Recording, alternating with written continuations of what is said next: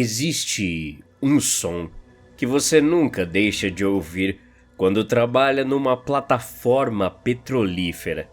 É um zumbido grave, uma vibração que sobe pelas botas de bico de aço, passa pelos joelhos e se aloja na base do crânio.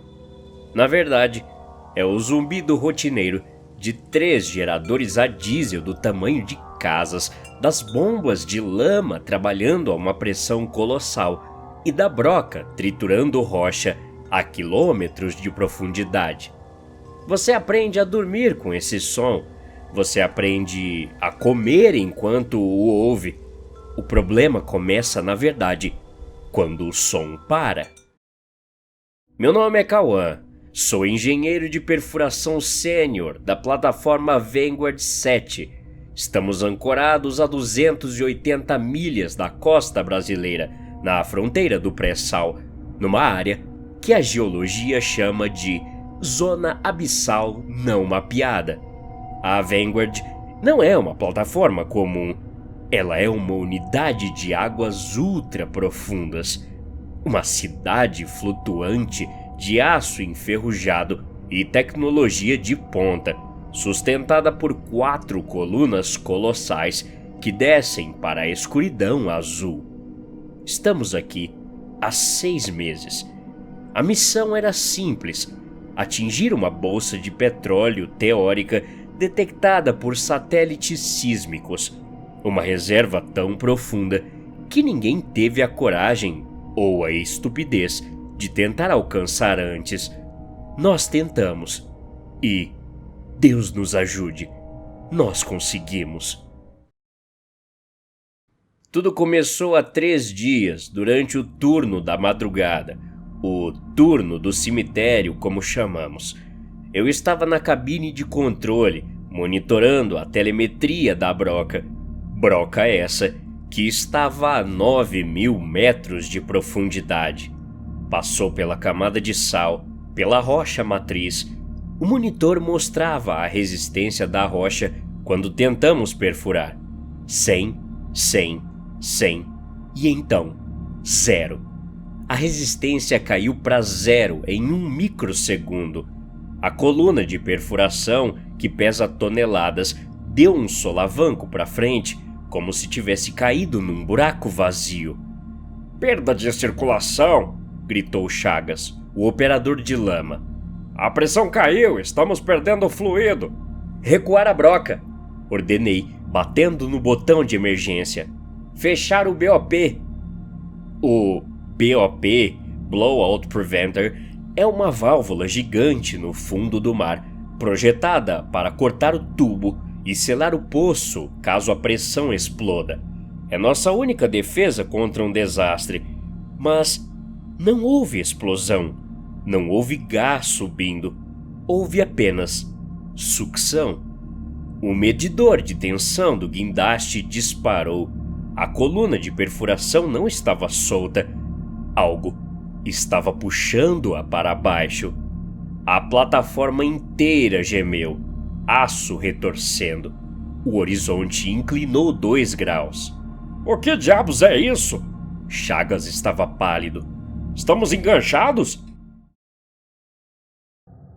"Não." Olhei para os monitores. "A broca ainda está girando, mas a leitura do torque está insana. É como se estivéssemos perfurando borracha." Lutamos contra a máquina por 2 horas. Finalmente, a tensão cedeu. Conseguimos puxar a coluna de volta. Quando a broca chegou à superfície, na abertura no centro da plataforma, por onde descemos os equipamentos, esperávamos vê-la destruída, dentes de diamante quebrados por granito. Mas a broca estava intacta, coberta por uma substância. Não era petróleo. O petróleo é preto, marrom ou dourado, tem cheiro de hidrocarboneto.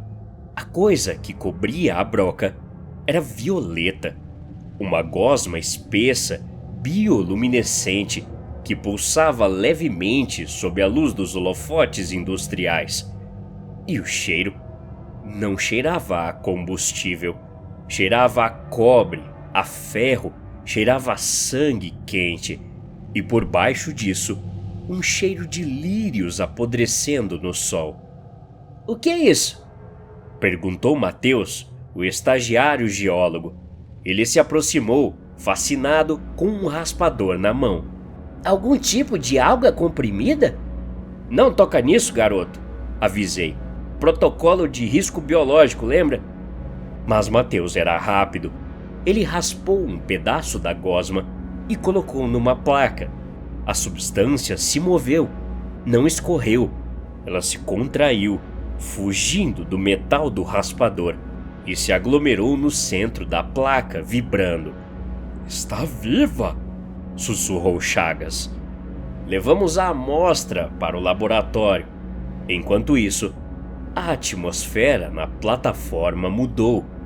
O mar, que estava agitado com ondas de 3 metros, o normal para essa região, começou a acalmar. Não apenas acalmar, ele parou. Em uma hora, o Oceano Atlântico virou um espelho, sem ondas, sem espuma, uma lâmina de vidro preto estendendo-se até o infinito. O céu ficou nublado, mas não havia vento. A bandeira da empresa no topo da torre de perfuração parou de tremular. O silêncio do mar era errado. O oceano respira, o oceano nunca para. Mas nesse momento, ele parou. Fui para o laboratório ver a análise de Mateus. Encontrei o garoto sentado no chão, olhando para o microscópio eletrônico. Ele estava tremendo. "Cauã", ele disse, sem olhar para mim. "Isso não é petróleo, não é fóssil." E é o quê?" perguntei. "É plasma sanguíneo, hemoglobina baseada em cobre, células brancas do tamanho de bolas de tênis", ele disse, virando a cadeira. Seu rosto estava banhado em suor. "Cauã, nós não perfuramos um poço, nós perfuramos uma veia." Ri de nervoso. "Não seja ridículo, uma veia a 9.000 metros de profundidade? Do quê? Do Godzilla?" Falei brincando. Mateus não riu. "O volume, pela pressão que medimos quando a broca rompeu a barreira, a pressão sistólica. Cauã, o corpo a qual isso pertence tem o tamanho de um continente." O alarme de gás tocou. Não era metano. Era o sensor de gás sulfídrico, mortal e corrosivo. Corri para a central. "Onde está o vazamento?" gritei. "Não é vazamento interno", respondeu o operador de rádio. "Vem de fora, vem da água." Saí para o converse. A água ao redor da plataforma tinha mudado de cor. O preto profundo tinha dado lugar a um roxo leitoso, iridescente. A gosma estava subindo pelo buraco que fizemos, espalhando-se pela superfície como uma mancha de óleo, mas brilhando com luz própria. E havia bolhas gigantescas rompiam a superfície com um som úmido e obsceno. A cada bolha que estourava, uma névoa amarelada se espalhava. "Máscaras!" ordenei pelo rádio geral. "Todo mundo com respiradores agora!" Passamos as próximas 12 horas trancados dentro dos módulos habitacionais. O sistema de filtragem de ar trabalhava no máximo, mas aquele cheiro doce e metálico passava pelos filtros. Foi quando os comportamentos estranhos começaram. Chagas, um homem que trabalha no mar há 30 anos, durão como um prego, começou a chorar na cozinha. "Ele está acordado", ele repetia, balançando para frente e para trás. "Nós o picamos, nós o acordamos." "Quem, Chagas?" perguntei. "O fundo, o chão.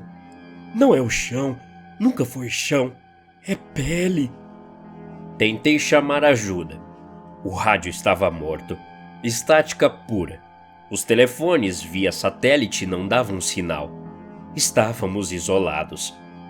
Às 3 da madrugada do segundo dia, a plataforma balançou. Não foi uma onda, foi um impacto vindo de baixo. Corri para a janela da ponte de comando. Os holofotes iluminavam a água roxa e eu vi, saindo da água, agarrando-se a uma das colunas de sustentação da plataforma, havia algo. Parecia um caranguejo, mas era branco, translúcido e tinha o tamanho de uma van. Não tinha olhos, apenas antenas longas que tateavam o metal enferrujado da coluna. E não estava sozinho. Havia dezenas deles, centenas, subindo pelas pernas da Vanguard como piolhos subindo em um braço. O que são aquelas coisas? Gritou o comandante, um norueguês chamado Larsen. Anticorpos! A voz de Mateus veio de trás de nós. O garoto estava na porta da ponte, segurando um sinalizador. Nós somos a infecção, Miller disse, com um sorriso triste. Nós perfuramos a pele, injetamos metal e lama tóxica. O organismo está reagindo. Ele mandou os glóbulos brancos para limpar a ferida. Limpar a ferida? Perguntei. Nós somos a ferida, Cauã. Um dos anticorpos chegou ao convés principal. Vi pelas câmeras de segurança ele esmagar um container de aço, como se fosse papel alumínio. As garras não eram feitas de osso, parecia um cristal ou diamante. Ele pegou o tripulante que não conseguiu chegar ao abrigo. O homem gritou enquanto era partido ao meio. Não houve sangue. O caranguejo não comeu o homem, apenas o esmagou e jogou os pedaços no mar, como quem limpa uma sujeira. Eles estavam esterilizando a área. Temos que abandonar a plataforma! Larsen gritou. Para os botes! Não! Segurei o braço dele. Olha lá fora, os botes ficam a 30 metros da água. Se descermos, aqueles bichos nos pegam nas cordas. E se cairmos na água, naquela gosma? Então o que fazemos? Ele perguntou. Lutamos, eu disse, embora não acreditasse. O que se seguiu foi um pesadelo de metal e gritos. Armamo-nos com o que tínhamos: machados de incêndio, pistolas de sinalização, barras de ferro. Mas como você luta contra o sistema imunológico de um planeta? Eles invadiram o convés de perfuração, derrubaram a torre. O som do aço se retorcendo era ensurdecedor. A plataforma estava sendo desmantelada pedaço por pedaço. Corri para a sala de controle do BOP. Eu tinha um plano estúpido e suicida. Se aquilo era uma veia, se estávamos causando dor, talvez pudéssemos estancar o sangramento. Eu precisava cortar o tubo no fundo do mar e selar o buraco com cimento. Talvez, se parássemos de picar aquela coisa, a reação parasse. O caminho até o controle do BOP estava infestado. Vi Chagas ser pego. Ele não correu. Ele caminhou em direção a um dos monstros brancos, de braços abertos. Eu sou o vírus! Ele gritou. Me cure! A garra da criatura se fechou ao redor da cabeça dele. Cheguei à sala de controle. Tranquei a porta de aço blindada. Ouvi as garras raspando do lado de fora. O metal estava cedendo.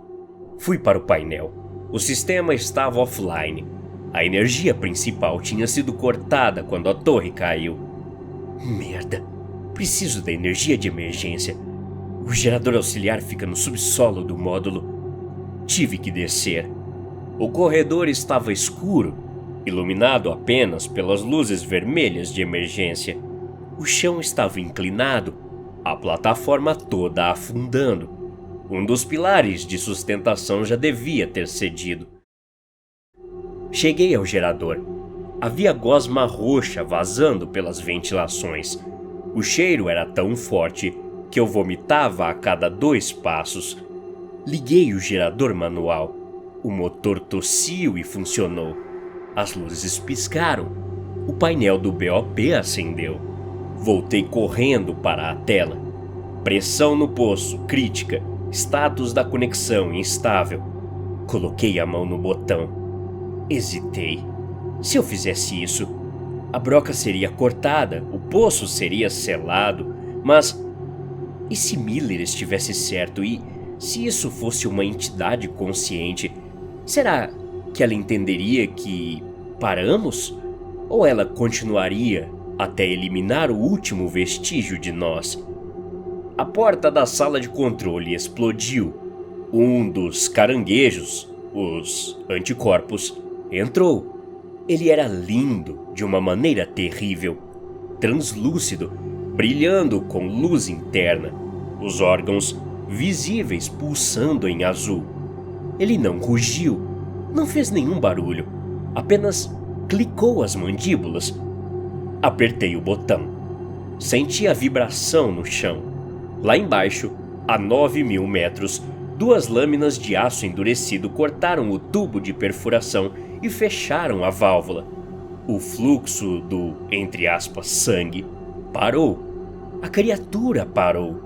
Ela levantou as antenas. Pareceu ouvir. Lá fora, o barulho de destruição diminuiu.